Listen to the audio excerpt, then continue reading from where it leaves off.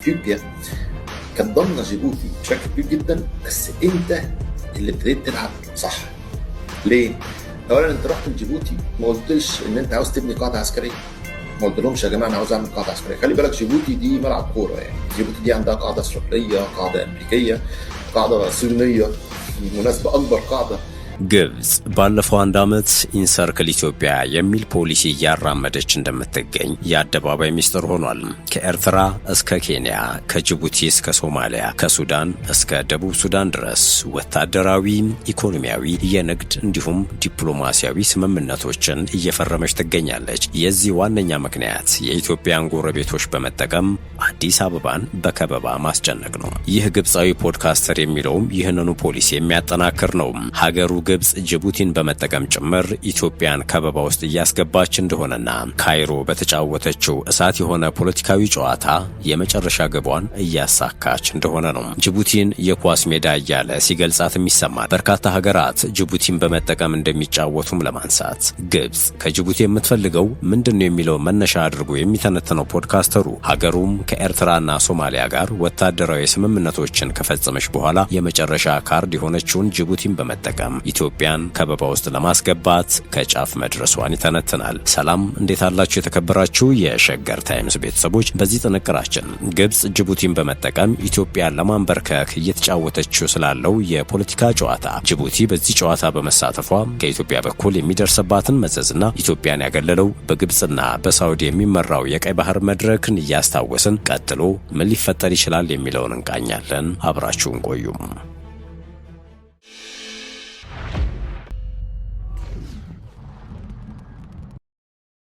والله جيبوتي هي آخر حلقة في حصار أثيوبيا. يعني أنت دلوقتي عملت اتفاقية دفاعية مع إريتريا، ماشي، وعملت اتفاقية دفاعية مع الصومال. آخر دولة أثيوبيا ممكن تتوقع أنها تروح ناحية مصر هي جيبوتي.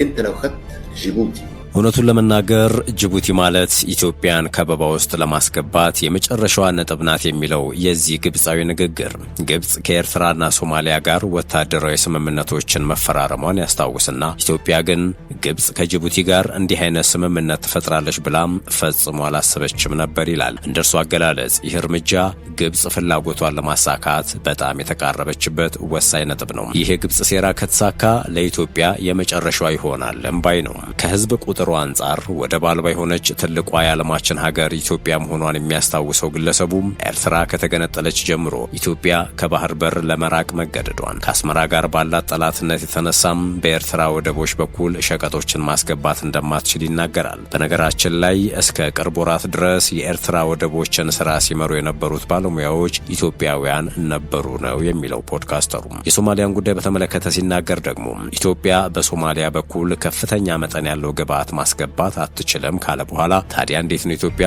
ከውጭ ዕቃዎችን ማስገባት የምትችለው ሲል ይጠይቅና ከ90 እስከ 96 በመቶ የሚሆነውን የምታስገባው በጅቡቲ ወደቦች በኩል መሆኑን ያነሳል። ለዚህም ኢትዮጵያ በየዓመቱ ከፍተኛ መጠን ያለው ገንዘብ ለጅቡቲ እንደምትከፍልም ያወሳል። አሁን ግብጽ የጅቡቲን ነገር አጥብቃ መያዟን በማንሳትም ሁኔታዎች መስመር እየያዙላት ነው ይላል። ይህ የኢትዮጵያን ሁነኛ ጎን ለመምታት ወሳኝ ነው ሲልም ያክላል። ጅቡቲ ከግብጽ ጋር የፈጠረችውን ጥምረት ኢትዮጵያ በቀላሉ እንደማታየው ልክ ኢትዮጵያ በጅቡቲ ላይ በከፍተኛ ሁኔታ ጥገኛ እንደሆነችው ሁሉ ጅቡቲም በኢትዮጵያ ላይ በከባዱ ጥገኛ መሆኗን በመጥቀስ የጅቡቲ ሁሉ ነገሯ ከኢትዮጵያ ጋር የተያያዘ መሆኑን ይገልጻል። በዚህም ኢትዮጵያ በጅቡቲ ላይ ልታሳድረው የምትችለው ተጨባጭ ጫና ከፍተኛ መሆኑን ያምናል። ነገር ግን ግብጽ ስማርት የሆነ ጨዋታ ነው የተጫወተችው ሲል ፖድካስተሩ ይቀጥላል። ምክንያቱም ግብጾች በጅቡቲ ወታደራዊ ቤዝ እንገነባለን አላልንም።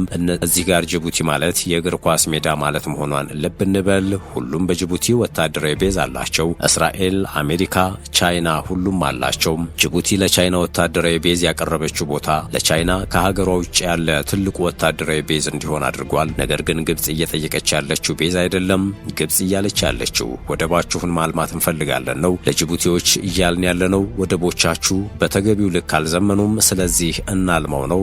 ለወደቡ ምሰሶ የሆነውን ግንባታ እናከናውንላችሁ፣ ሙሉ ሎጂስቲኩን እናሟላ፣ የግብጽ በሆነው ሲዊዲ ካምፓኒ 20 ሜጋዋት የሚያመነጭ የኃይል ጣቢያ እንገንባ ነው ግብጽ ያለችው በማለት ፖድካስተሩ ያብራራል። ይህን ሀሳብ ጅቡቲ እንደወደደችው ምክንያቱም ለሁሉም ነገር መክፈል የለባቸውም የሚለው ግብፃዊው ግብፅ የጅቡቲን የወደብ አቅርቦት ባሳደገችው ቁጥር የጅቡቲ ገቢ ይጨምራል። ይህም የግብፅን የመጨረሻ ግብ የሚያሳካ ይሆናል። ምንም እንኳን የጅቡቲ ኢኮኖሚ ያን ያህል ባይሆንም ግብፅ ግን ፖለቲካዊ ጨዋታዋን ተጫውታለች ብሏል። የግብፁ ፖድካስተር ይህን ሲል ግን ሁለነገሯ በኢትዮጵያ ላይ ጥገኛ የሆነችው ጅቡቲ ምን መዘዝ ይጠብቃታል የሚለውን መጥቀስ አልፈለገም። ለግብጾች ጅቡቲ የኳስ ሜዳ ናትና ይህ ሊያስጨንቀው አይችልም። ነገር ግን ጅቡቲ እየተከተለች ያለችው አካሄድ ለራሷ አደገኛ መሆኑን ተንታኞቹን ዋቢ አድርገን ከዚህ ቀደም በጥንቅራችን መመልከታችን አይዘነጋም። ጅቡቲ በተለይም ከግብጽ ጋር እንዲሁም ወታደራዊ ልምምድን በተመለከተ ከሳውዲ አረቢያ፣ ኤርትራና ከራሷ ከግብጽ ጋር የጀመረችው መርዘኛ አካሄድ ኢትዮጵያን ለማነቅ የሚደረግ እንቅስቃሴ በመሆኑም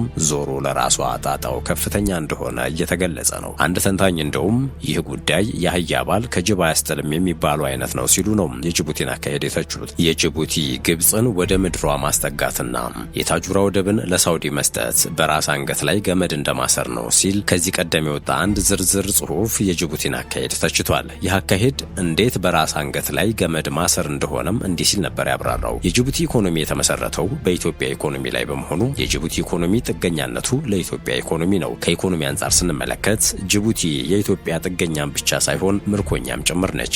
የጅቡቲ ጂዲፒ $4 ቢሊዮን ገደማ ሲሆን $2 ቢሊዮን ገደማ የሚሆነውን ገቢ ጅቡቲ የምታገኘው ለኢትዮጵያ ወደብ በማከራየትና የማጓጓዣ አገልግሎት በመስጠት ነው። ይህ ማለት 50 በመቶ የጅቡቲ ኢኮኖሚ የሚመነጨው ከኢትዮጵያ ኢኮኖሚ መሆኑ ነው። ጅቡቲ ኢትዮጵያ የጅቡቲን ወደብ በኪራይ መጠቀሟን እንድትቀጥል ከማድረግ ይልቅ ኢትዮጵያ ለቀይ ባህር በቅርብ ርቀት ላይ ያለችና በቀጠና የራሷ ብሔራዊ ፍላጎት ያላት ሀገር እንደመሆኗ መጠን በጅቡቲ የራሷ የጦር ሰፈር እንዲኖራት ባትፈቅድም ከሩቅ ለመጡ ባዕዳን ሀገራት መሬቷን ቆርሳ ወደ 10 ለሚጠጉ ሀገራት ከ20 እስከ $70 ሚሊዮን በሊዝ አከራይታለች። ከዚህም በዓመት $300 ሚሊዮን ብቻ ነው የምታገኘው። ይህም የጂዲፒዋ 10 በመቶ ብቻ ነው በማለት ያብራራል። ጽሑፉ ይቀጥልና ጅቡቲ በቀጠናው ከፍተኛ የንጹህ መጠጥ ውሃ እጥረት ያለባት ሀገር ከመሆኗ ጋር ተያይዞ በቀን 20 ሚሊዮን ሊትር ወይንም 20,000 ኪዩቢክ ሜትር ንጹህ የመጠጥ ውሃ ከኢትዮጵያ እንደሚሄድላት፣ በአሁኑ ወቅት ኢትዮጵያ የጅቡቲን የንጹህ መጠጥ ውሃ ደህንነትና አቅርቦትን አስተማማኝ ለማድረግም የውሃ መጠኑን በቀን ወደ 100 ሚሊዮን ሊትር ከፍ ለማድረግ እየሰራች መሆኑን ያስታውሳል። ጅቡቲ ኢኮኖሚዋን 50 በመቶ የምትሸፍነው ለኢትዮጵያ ወደብ አከራይታ በምታገኘው ገቢ ነው። ከዚሁ ጋር ተያይዞ የኢትዮጵያን የረጅም ጊዜ ጠላትን በድፍረት ወደ ምድሯ መጋበዟና የታጁራ ወደብን ከኢትዮጵያ ጋር በጋራ አልምታ በጋራ ተጠቃሚ ከመሆን ይልቅ በውጭ ኃይሎች ተጽዕኖ ስር ወድቃም አሊያም ደግሞ የውጭ ኃይሎችን ፍላጎት ለማስፈጸም የኢትዮጵያን ወደ ቀይ ባህር የመቅረብ ፍላጎት በጅቡቲ በኩል የተዘጋ እንዲሆን አስባ የታጁራን ወደብ ለሳውዲ አስረክባ ከሆነ ሳውዲ ወደቡን የምታለማው የኢትዮጵያን ገበያ መሰረት አድርጋ በመሆኑም ይበልጥ ተጎጂ የምትሆነው ጅቡቲ እንጂ ኢትዮጵያ አትሆንም በማለት ጽሑፉ መከራከሪያውን ያቀርባል። በነዳጅ የፈረጠመ ኢኮኖሚ ያላት ሳውዲ ወደቡን በዘመናዊ መንገድ አልምታ ስታበቃም የማጓጓዣ ስርዓቱ የተቀላጠፈ እንዲሆን ለማድረግ አፋር፣ ትግራይንና አማራ ክልልን የሚያገናኝ ደረጃውን የጠበቀ የመንገድ መሰረተ ልማት ከኢትዮጵያ መንግስት ጋር መስራቷ አይቀሬ እንደሆነና በዚህ ሂደት ውስጥ የሚመነጨው ኢኮኖሚ የአንበሳ ድርሻውን ተካፋይ የምትሆነው ሳውዲ እንጂ ጅቡቲ እንደማትሆን፣ ታጁራ ወደብ ከጅቡቲ ወደብ የተሻለና የተቀላጠፈ አገልግሎት የሚሰጥ ከሆነ ኢትዮጵያ በሂደት ፊቷን ወደ ታጁራ ልታዞር እንደምትችል ይገልጻል። ይህም ለጅቡቲ ጉዳት እንጂ ጥቅም ይዞ ላይመጣ ይችላል በማለት የጅቡቲን አካሄድ ይተቻል። ይህ ትንታኔ እዚህ ጋር ግን ሌላም የሚነሳ ትልቅ ጥያቄ አለ። ኢትዮጵያን ያገለለው በግብጽና በሳውዲ የሚመራው የቀይ ባህር መድረክን በተመለከተ ኤምሬትስ ዝም ትላለች ወይ የሚለው እንዲሁ አይታለፍም። የቀይ ባህር የትብብር መድረክ መስራች አባቶች ሁለት ናቸው፣ ግብጽና ሳውዲ አረቢያ። ከነሱ ሌላ አብዛኞቹ የኢትዮጵያ ጎረቤት የሆኑ 6 አባል ሀገራት አሉ። ጎረቤት ሀገር ኤርትራ፣ ጎረቤት ሀገር ሱዳን፣ ጎረቤት ሶማሊያ፣ ጎረቤት ጅቡቲ፣ ዮርዳኖስና የመን። የመካከለኛው ምስራቅ ሀገራትና የአፍሪካ ቀንድ ተፈጥሮ አጎራብቷቸዋል። ከቀይ ባህር ማዶ ለማዶ ይተያያሉ። እርግጥ ነው ይህ ቀጠና የማንንም ብልጹግ ሀገርን ቀልብ ወከክ የሚያደርግ ነው። ለምን ከተባለ በዚህ አካባቢ ቅልጥ ያለ የንግድ እንቅስቃሴ ይካሄዳልና። በዚህ መድረክ ላይ ታዲያ 2 ቁልፍ ሀገራት ገሸሽ ተደርገዋል። እንዲያውም 3 ሀገራት ማለት ይቻላል እስራኤል ስትጨመር። እስራኤል፣ የተባበሩት አረብ ኤምሬትስና ኢትዮጵያ። እንዴት የተባበሩት አረብ ኤምሬትስ በዚህ መድረክ ተዘነጋች የሚለው ግን ያጠያይቃል። በእርግጥ ተዘንግታ አይደለም። የባህረ ሰላጤው ሀገራት ኳታርን ያገለሉ ጊዜ ግብጽ፣ ሳውዲ አረቢያና የተባበሩት አረብ ኤምሬቶች ናቸው የኳታርን መንግስት የነጠሉት የአየር ክልል በመዝጋት ምጣኔ ሀብታዊ ተጽዕኖን በመፍጠር። ይህ በጋራ የቆሙበት ጊዜ ነው። ይህን ህብረታቸውን ካጸኑ ብዙም አልቆዩም። ታዲያ ይህ የቀይ ባህር መድረክ መድረክ ሲቋቋም እንዴት የኢትዮጵያ ወዳጅ የሆነችውን ኤምሬቶችን ሳይጋብዙ ቀሩ የሚለውም ኤምሬቶችን ካነሳን ሌላኛው የማይቀር ጥያቄ ነው። የኤምሬቶች ሚና በቀጠናው ወደር የለውም። ዲፒ ወርልድ በጅቡቲና በሶማሌላንድ ወደቦችን የሚያስተዳድር እጅግ ግዙፍ ድርጅት ነው። ኤምሬቶች በሁሉም የቀጠናው ሀገራት ውስጥ ይነስም ይብዛ እዚህም እዚያም ፖለቲካዊና ኢኮኖሚያዊ ጥቅሞች አሏቸው። ታዲያ በዚህ ቀጠና ውስጥ ኤምሬቶችን ያላካተተ መድረክ እንዴት ተመሰረተ የሚለው ጥያቄ የዚህ መድረክ ግብ መስራቾቹ እንደሚሉት የንግድ ትብብር ነው ብሎ ለማመን አስቸጋሪ ያደርገዋል። ከትብብር ይልቅ እሽቅድድም እንደሚታይበት ተንታኞች ይናገራሉ። ሳውዲና ኤምሬቶች አካባቢውን በይበልጥ ለመቆጣጠር ሩጫ ላይ መሆናቸውን ያሰምሩበታል። የንግድ ትብብር መድረክ ነው የሚሉት ለወጉ ያህል ወይም ፌስ ቫልዩ ነው። ነገሩ ትብብር ሳይሆን ፉክክር ነው። ፉክክሩም የነዳጅ ገንዘብ ያላቸው የሁለት ሀገራት ብቻ ነው ይላሉ ተንታኞች። ይህ ፉክክር እያየለ ከሄደ ምን ሊከሰት ይችላል? ኤምሬትስ ጉዳዩን በቸልታ ታየዋለች ወይ ከተባለ ታዲያም ተንታኞች የጊዜ ጉዳይ ነው እንጂ ኤምሬቶችም ተገዳዳሪ ሆነው ይቀርባሉ የሚል ምላሽ አላቸው። ምናልባትም ሰፊ ሕዝብ ያላትን ኢትዮጵያን አካተው ሳውዲን የሚገዳደር ሌላ ተፎካካሪ ህብረት ወይም ብሎክ ሊፈጥሩ እንደሚችሉ ይገምታሉ። ጠቅላይ ሚኒስትር አብይ በእርግጠኝነት ኢትዮጵያ ወደ ቀይ ባህር ተጎራባችነት እንደምትመለስ በተደጋጋሚ መናገራቸው አይዘነጋም። የስብስቡ አባል የሆነችው ኤርትራ ደግሞ ሉዓላዊ ግዛቷን እንደማታስነካ እየገለጸች ነው። ግብጽ ደግሞ በሁሉም መልኩ ኢትዮጵያን ከቀይ ባህር ለማራቅ ጥረት እያደረገች ነው። ከሰሞኑ በግብጽ ምክትል ጠቅላይ ሚኒስትር መሐመድ ፋቲ ሙሳ የሚመራ የልዑካን ቡድን ወደ ጅቡቲ መምጣቱ ትኩረት ስቦ ነበር። የግብጽ ልዑክ ከጅቡቲ ከፍተኛ ባለስልጣናት ጋር ባደረገው ንግግርም አዲስ ወደብ በመገንባት የግብጽ ኩባንያዎች መሳተፍ የሚችሉበት ስምምነት ላይ መድረሱ ደግሞ ከፍተኛ ትኩረትን ስቦ ነበር። ግብጽ በግርግር ኢትዮጵያ አፍንጫ ስር እግር መሳፈሪያ አገኘች የሚለው ጉዳይ ብዙ ኢትዮጵያውያንን በአንክሮ እንዲከታተሉት ያደረገ ርዕሰ ወሬ ሆኖ ነበረ።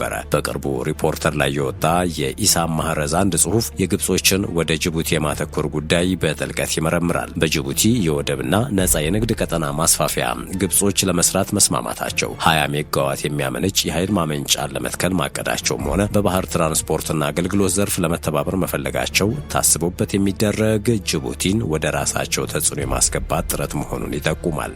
ግብጽ ከምታገኘው ጂኦፖለቲካዊ ትርፍ አንጻር በእነዚህ ፕሮጀክቶች ልትከስር እንደማትችል ነው ጽሑፉ በንጻር የሚያስቀምጠው። ይህ ብቻ አይደለም። ጅቡቲ በቅርብ ጊዜ ለሳውዲ አረቢያ የታጁራን ወደብ በሊዝ አሳልፋ ሰጠች የሚለው ዜና ገና ሳይበርድ ከግብጽ ጋር አዲስ ውል ተፈራረመች መባሉ ብዙ ሽፋን አግኝቶ ነው የሰነበተው። በዚያው በሆርን ሪቪው ድረገጽ ከጥቂት ወራት ቀደም ብሎ ስለ ጅቡቲ ሰፊ ሀተታ ያስነበቡት አቶ ዮናስ ይዘዘው በበኩላቸው የጅቡቲ መሪዎች የኢትዮጵያን የባህር በር ጥያቄን በተመለከተ የተጋነነ ስጋት እያሳዩ መሆኑን ገልጸዋል። የሀገሪቱ ፕሬዝዳንት ኢስማኤል ኦማር ጌሌ እኛ ክሬሚያ አይደለንም የሚል ንግግር ማሰማታቸውን የሚጠቅሰው የአቶ ዮናስ ይዘዘው ሀተታ ኢትዮጵያ ከንግድ ወደብ ውጪ የባህር ኃይል ማስፈሪያ የባህር በር እንደማታገኝ መናገራቸውን አንዱ የተጋነነ ስጋትን መነሻ ያደረገ እርምጃ መሆኑን ይጠቁማል። ጅቡቲ ብቻዋን የአሜሪካ፣ የፈረንሳይ፣ የቻይና፣ የጃፓን፣ የእንግሊዝ፣ የጣሊያን፣ የህንድ፣ የሩሲያ፣ የሳውዲ አረቢያን ጨምሮ የበርካታ ሀገሮችን የባህር ኃይል መርከቦች ያስጠለለች ሀገር መሆኗን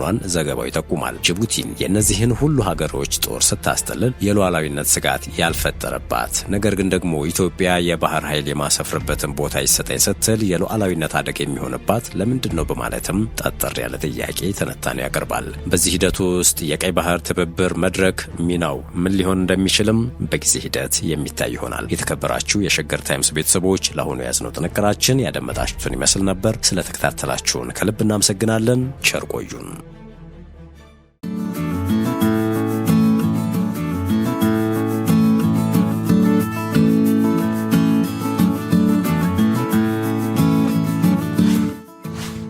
ሸገር ታይምስ ሚዲያን ሰብስክራይብ በማድረግና ደወሉን በመጫን ይከተሉን።